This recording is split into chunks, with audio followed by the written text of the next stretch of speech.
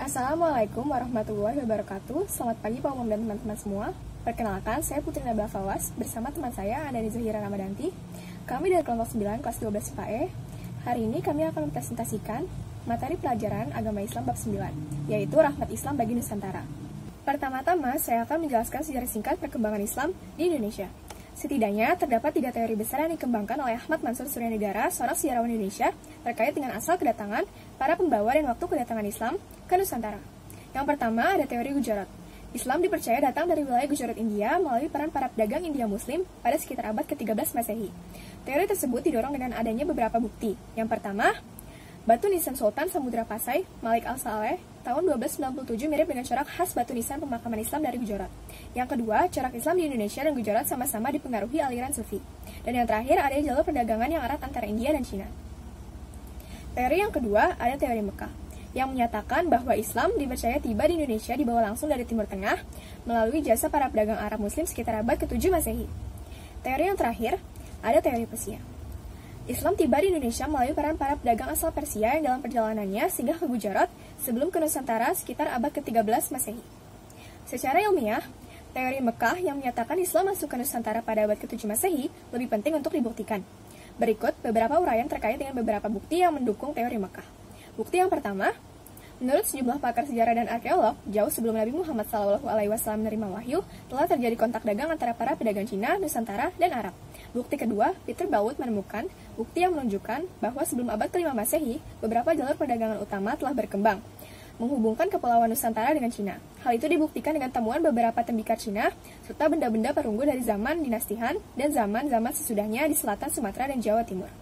Bukti yang ketiga, jalur perdagangan Arab, Nusantara, dan Cina diperkuat oleh sejarawan G.R. Tibbets yang menemukan bukti bahwa Kepulauan Nusantara telah menjadi tempat persinggahan kapal-kapal pedagang Arab yang berlayar ke negeri Cina sejak abad ke-5 Masehi. Bukti yang keempat, ditemukannya perkampungan Arab Muslim di Barus pada abad ke-1 Hijriah atau 7 Masehi. Barus dikenal sebagai daerah awal masuknya agama Islam di Nusantara sekitar abad ke-7 Masehi. Bukti yang terakhir, sebuah makam kuno di kompleks pemakaman Mahligai Barus, di batu nisannya tertulis Syekh Rukunuddin, yang wafat pada tahun 672 Masehi. Selanjutnya, saya akan menjelaskan mengenai strategi dakwah Islam di Nusantara. Strategi yang pertama adalah perdagangan. Perdagangan menjadi sarana awal dalam proses Islamisasi di Indonesia. Hal itu dapat diketahui melalui adanya kesibukan lalu lintas perdagangan pada abad ke-7 hingga abad ke-16 Masehi. Aktivitas perdagangan ini banyak melibatkan bangsa-bangsa di dunia, termasuk bangsa Arab, Persia, India, Cina, dan sebagainya. Jalur perdagangan ini menjadi sarana yang sangat menguntungkan dalam proses Islamisasi, karena keterlibatan para raja dan bangsawan dalam aktivitas perdagangan. Hal tersebut dibenarkan berdasarkan catatan Tom Pierce yang menyatakan bahwa para pedagang muslim yang bermukim di pesisir Pulau Jawa berhasil menegakkan Islam di tanah Jawa yang ketika itu penduduknya masih kafir. Strategi yang kedua ada perkawinan. Dari aspek ekonomi, para pedagang muslim memiliki status sosial ekonomi yang lebih baik daripada kebanyakan penduduk pribumi. Hal ini menyebabkan banyak penduduk pribumi, terutama para wanita, tertarik untuk menjadi istri para saudagar muslim. Hanya saja, para wanita yang harus dinikahi harus diislamkan terlebih dahulu. Jalur perkawinan ini lebih menguntungkan apabila terjadi antara saudagar muslim dengan anak bangsawan, karena bangsawan itu memiliki posisi penting di dalam masyarakat, sehingga mempercepat proses Islamisasi. Contohnya adalah perkawinan antara Raden Rahmat atau Sunan Ampel dengan Nyai Manila. Strategi dakwah yang ketiga adalah pendidikan. Para ulama banyak yang mendirikan lembaga pendidikan Islam berupa pesantren. Pada lembaga inilah, para ulama memberikan pengajaran ilmu keislaman melalui berbagai pendekatan, sampai kemudian para santri mampu menyerap pengetahuan keagamaan dengan baik. Setelah mereka dianggap mampu, mereka kembali ke kampung halaman untuk mengembangkan agama Islam dan membuka lembaga yang sama. Dengan demikian, semakin hari lembaga pendidikan, pesantren, mengalami perkembangan, baik dari segi jumlah maupun mutunya. Salah satu lembaga pendidikan pesantren yang tumbuh pada masa awal Islam di Jawa adalah pesantren Giri yang didirikan oleh Sunan Giri. Popularitasnya melampaui batas Pulau Jawa hingga ke Maluku. Strategi yang keempat adalah tasawuf. Salah satu sifat khas dari ajaran tasawuf adalah akomodasi terhadap budaya lokal, sehingga menyebabkan banyaknya masyarakat Indonesia yang tertarik untuk menerima ajaran tersebut. Selanjutnya ada kesenian. Saluran Islamisasi melalui kesenian yang paling terkenal adalah melalui pertunjukan wayang Sunan Kalijaga. Dalam mementaskan wayang, beliau tidak pernah meminta upah materi. Beliau hanya meminta para penonton untuk mengikutinya mengucapkan 2 kalimat syahadat. Sebagian besar pementasan wayang masih mengambil cerita Ramayana dan Mahabharata, tetapi muatannya berisi ajaran Islam dan nama-nama pahlawan muslim. Selain wayang, media yang dipergunakan dalam penyebaran Islam di Indonesia adalah seni bangunan, seni pahat atau seni ukir, seni tari, seni musik, dan seni sastra. Di antara bukti yang dihasilkan adalah pengembangan Islam awal, yaitu seni bangunan Masjid Agung Demak yang merupakan bentuk akulturasi dari kebudayaan lokal Indonesia yang sudah ada sebelum Islam. Strategi yang terakhir adalah politik. Di Maluku dan Sulawesi Selatan, kebanyakan rakyat masuk Islam setelah rajanya masuk Islam terlebih dahulu. Pengaruh politik, raja sangat membantu tersebarnya Islam di wilayah ini. Jalur politik juga ditempuh ketika kerajaan Islam menaklukkan kerajaan non-Islam, baik di Sumatera, Jawa, maupun Indonesia bagian timur. Setelah menjelaskan mengenai strategi dakwah, selanjutnya saya akan menjelaskan mengenai perkembangan dakwah Islam di Nusantara. Yang pertama, perkembangan Islam di Sumatera. Sejarah menyebutkan perkembangan agama Islam bermula dari Pasai, Aceh Utara yang dibawa oleh Abdullah Arif, yaitu seorang mubalik dari Arab yang memiliki misi penyebaran dengan berdakwah dan berdagang. Dengan kesopanan dan keramahannya, penduduk Pasai sangat terkesan, hingga banyak yang menyatakan diri masuk Islam. Kerajaan Islam Pasai berdiri sekitar tahun 1297 yang kemudian dikenal dengan sebutan Serambi Muka. Setelah agama Islam berkembang di Pasai, dengan cepat tersebar pula ke daerah-daerah Sumatera lainnya, yaitu ke Pariaman, Sumatera Barat. Islam datang ke Pariaman dari Pasai melalui laut pantai barat Pulau Sumatera. Ulama yang terkenal membawa Islam ke Pariaman adalah Syekh Burhanuddin. Sekitar tahun 440, agama Islam juga masuk ke Sumatera Selatan. Mubalik yang paling berjasa membawa Islam ke Sumatera Selatan adalah Raden Rahmat atau Sunan Ampel. Yang kedua, perkembangan Islam di Kalimantan, Maluku, dan Papua. Islam masuk ke Kalimantan melalui Banjarmasin dibawa oleh para pedagang bangsa Arab dan para mubalik dari Pulau Jawa. Perkembangan agama Islam di Kalimantan sangat pesat dan mencapai puncaknya setelah Majapahit runtuh tahun 1478. Kemudian Islam masuk ke Kalimantan Barat yang bermula di daerah Muara Sambas dan Sukadana, dibawa oleh para pedagang dari Johor, Malaysia, serta ulama dan mubalik dari Palembang, Sumatera Selatan. Sultan Islam yang pertama, yaitu tahun 1591 di Kalimantan Barat berkedudukan di Sukadana, yaitu Panembahan Giri Kusuma. Penyebaran Islam kemudian sampai di Kalimantan Timur, terutama di Kutai, dilakukan oleh Dato' Ribandang, Tuan Tunggang melalui jalur perdagangan. Sejak abad ke-15, antara tahun 1400 sampai 1500, Islam telah masuk dan berkembang di Maluku. Dagang yang beragama Islam dan para ulama atau mubalik banyak yang datang ke Maluku sambil menyiarkan agama Islam. Daerah-daerah yang mula-mula dimasuki Islam di Maluku adalah Ternate, Tidore, Bakau, dan Jailolo. Perkembangan agama Islam di Papua berjalan agak lambat.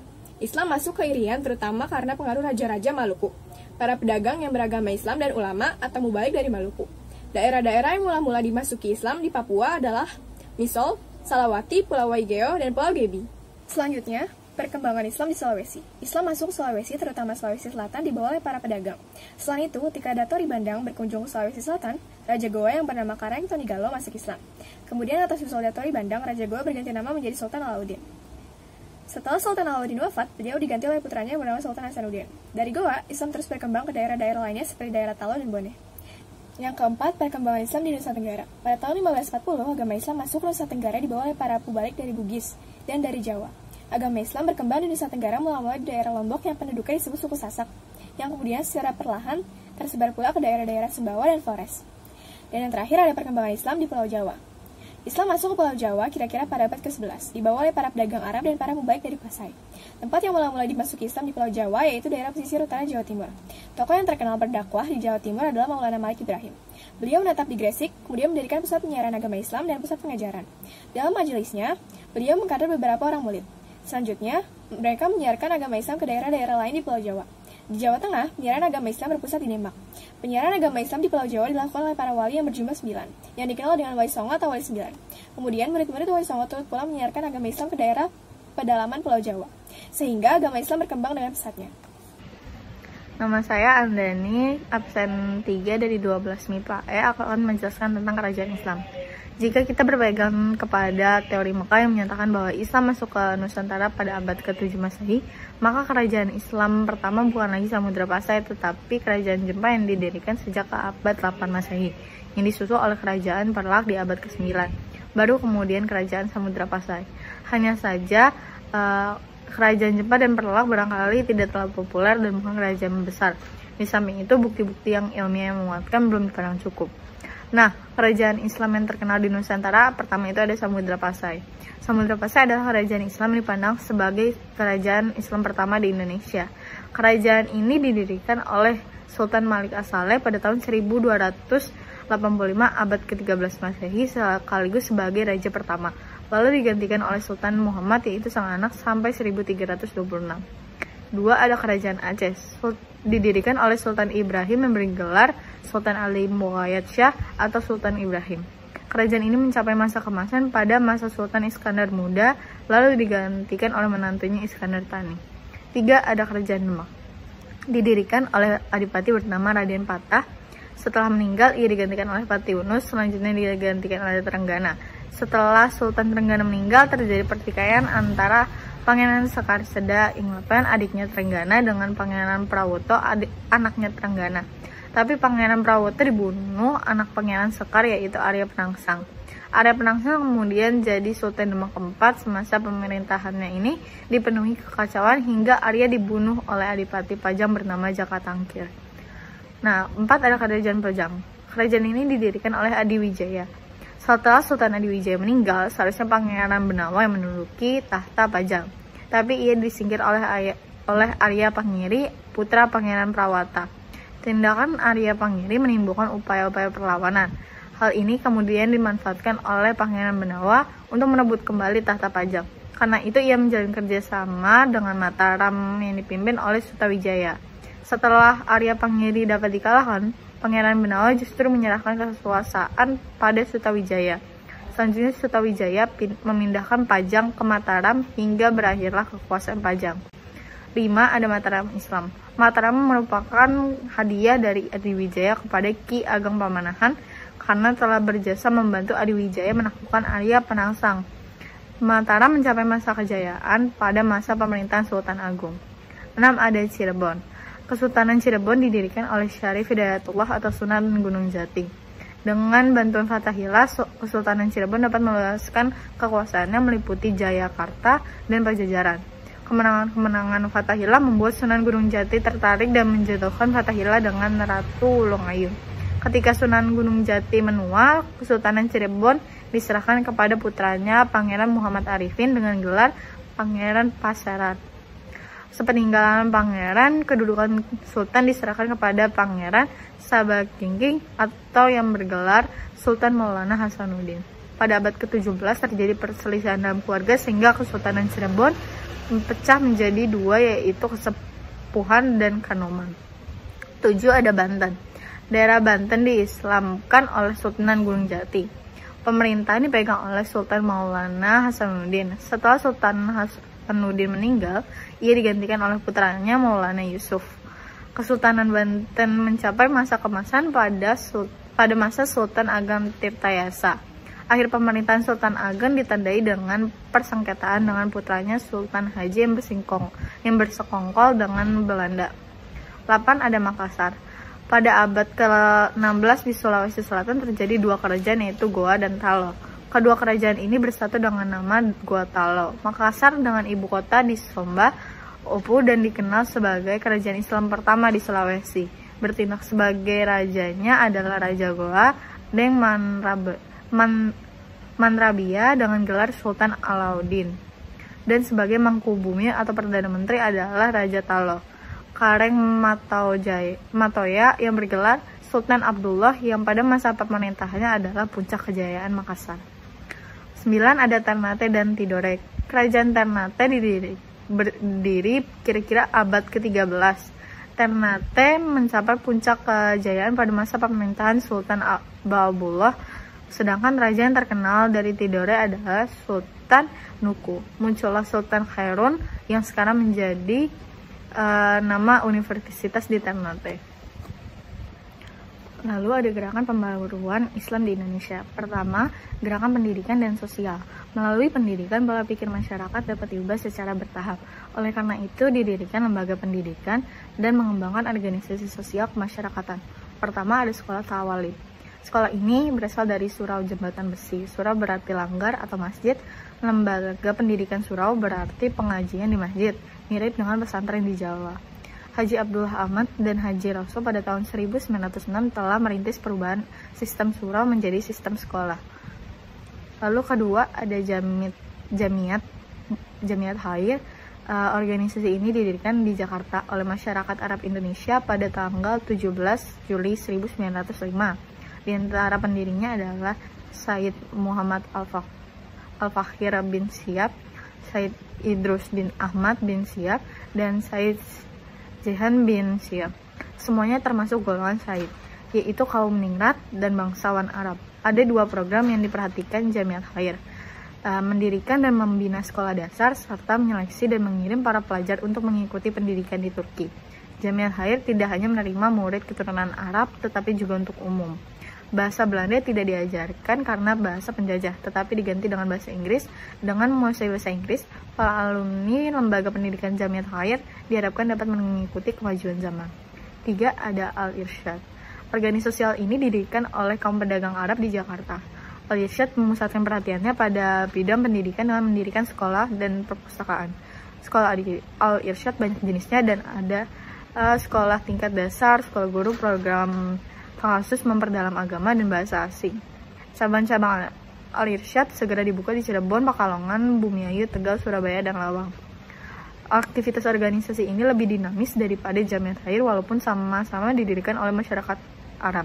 Jika Jamiat Khair dikuasai oleh golongan Said atau Ningrat, Al-Irsyad sebaliknya menolak adanya perbedaan atau diskriminasi kaum elit dengan golongan kecil. Al-Irsyad tidak dapat dipisahkan dengan Syekh Ahmad Sokati. Ia seorang Arab keturunan Sudan yang menghembuskan semangat pembaruan dan persamaan dalam tubuh Al-Irsyad. Lalu ada Persyarikatan Ulama. Organisasi sosial kemasyarakatan ini semula bernama Hayatul Qulub, didirikan di Majalengka, Jawa Barat oleh Kiai Haji Abdul Halim pada tahun 1911. Kiai Halim adalah alumni Timur Tengah. Ia menyerap ide-ide pembaruan yang dihembuskan oleh Muhammad Abduh dan Jamaluddin Al-Afghani, dua tokoh pembaru di Mesir. Lalu ada Nahdlatul Ulama atau NU. Di kalangan pesantren dalam merespon kebangkitan nasional, membentuk organisasi pergerakan seperti Nahdlatul Wa'an atau Kebangkitan Tanah Air pada 1916, kemudian pada tahun 1918 mendirikan Taswirul Afkar atau dikenal juga dengan Nahdlatul Fikri atau Kebangkitan Pemikiran sebagai wahana pendidikan sosial politik kaum dan keagamaan kaum santri. Dari Nahdlatul Fikri kemudian mendirikan Nahdlatul Tujar atau pergerakan kaum saudagar. Serikat ini dijadikan basis untuk memperbaiki perekonomian rakyat. Selanjutnya, nilai-nilai keteladanan tokoh-tokoh dalam sejarah perkembangan Islam di Indonesia. Tokoh-tokoh penggerak utama dalam penyebaran Islam dan telah menggores nilai keteladanan mereka lebih dikenal dengan sebutan Wali Songo. Pertama itu ada Maulana Malik Ibrahim dengan nama lain Maulana Maghribi Barat. Disebut Maghribi karena asalnya dari Persia, pusat kegiatannya di Gresik, Jawa Timur. Sunan Ngampel, nama kecilnya adalah Raden Rahmat yang berkedudukan di Ngampel, Surabaya.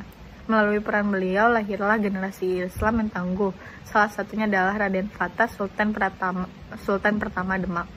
Lalu ada Sunan Giri, nama aslinya adalah Raden Paku. Beliau adalah murid Sunan Ampel.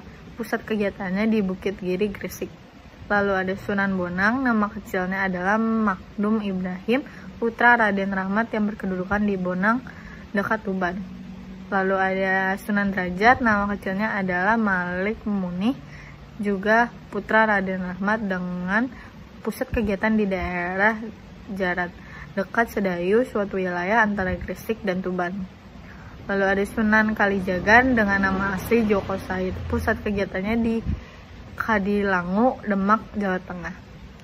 Lalu ada Sunan Gunung Jati, disebut pula Syarif Hidayatullah, berkedudukan di Gunung Jati, Cirebon, Jawa Barat. Lalu ada Sunan Kudus yang berkedudukan di Kudus, dan Sunan Muria yang berkedudukan di Gunung Muria dekat Kudus.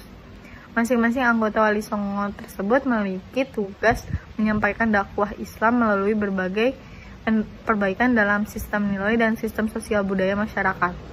Tugas tokoh-tokoh Wali Songo dalam mengubah dan menyesuaikan tatanan nilai-nilai budaya masyarakat, yaitu Sunan Ampel membuat peraturan-peraturan yang islami untuk masyarakat Jawa. Raja Pandita di Gresik merancang pola kain batik, tenun lirik, dan perlengkapan kuda. Lalu ada Susuhunan Majagung mengajarkan mengolah berbagai jenis masakan, lauk-pauk, memperbaiki alat-alat pertanian, dan membuat gerabah. Sunan Gunung Jati di Cirebon mengajarkan tata cara berdoa dan membaca mantra, tata cara pengobatan, serta tata cara membuka hutan. Sunan Giri membuat tatanan pemerintah di Jawa, mengatur perhitungan kalender siklus perubahan hari, bulan, tahun, windu, menyesuaikan siklus paukon, juga merintis pembukaan jalan. Sunan Bonang mengajarkan ilmu suluk. membuat gamelan, mengubah irama gamelan. Sunan Jarat mengajarkan tata cara membangun rumah. Alat yang digunakan orang untuk memikul orang seperti tandu dan joli. Lalu yang terakhir ada Sunan Kudus yang merancang pekerjaan peleburan, membuat keris, melengkapi peralatan pandai besi, kerajinan emas, juga membuat peraturan undang-undang hingga sistem peradilan yang diperuntukkan oleh orang Jawa. Terakhir, saya akan menjelaskan mengenai implementasi sikap dan perilaku mulia dalam kehidupan sehari-hari. Sikap dan perilaku mulia yang harus kita kembangkan sebagai implementasi dari pelajaran tentang dakwah Islam di Nusantara antara lain sebagai berikut. Yang pertama, menghargai jasa para pahlawan muslim yang telah mengorbankan segalanya demi tersebarnya syiar Islam. Yang kedua, berusaha memahami dan menganalisis sumber-sumber sejarah untuk mendapatkan informasi terkini dan valid mengenai syiar Islam, mengingat terbatasnya sumber data dan perdebatan para pakar tentang validitas data-data sejarah. Yang ketiga, meneladani sikap dan perilaku para dai pada masa permulaan masuknya Islam yang mengedepankan cara damai. Yang keempat, menjadikan semua aktivitas dalam hidup seperti pernikahan, perdagangan, kesenian, dan lain-lain sebagai sarana dakwah. Yang kelima, berusaha menjadi dai yang mukhlis atau ikhlas, tanpa mengukur jeripaya dalam berdakwah dengan penghasilan. Lalu, berusaha menjadi dai yang pantas diteladani oleh umat, khususnya generasi muda. Kemudian, tetap membangun optimisme dengan kerja keras untuk meraih kembali kejayaan Islam. Dan yang terakhir, bersikap moderat dan santun dalam berdakwah dan menyebarluaskan ajaran Islam. Sekian presentasi dari kelompok saya, kurang lebihnya mohon maaf. Wassalamualaikum warahmatullahi wabarakatuh. Terima kasih.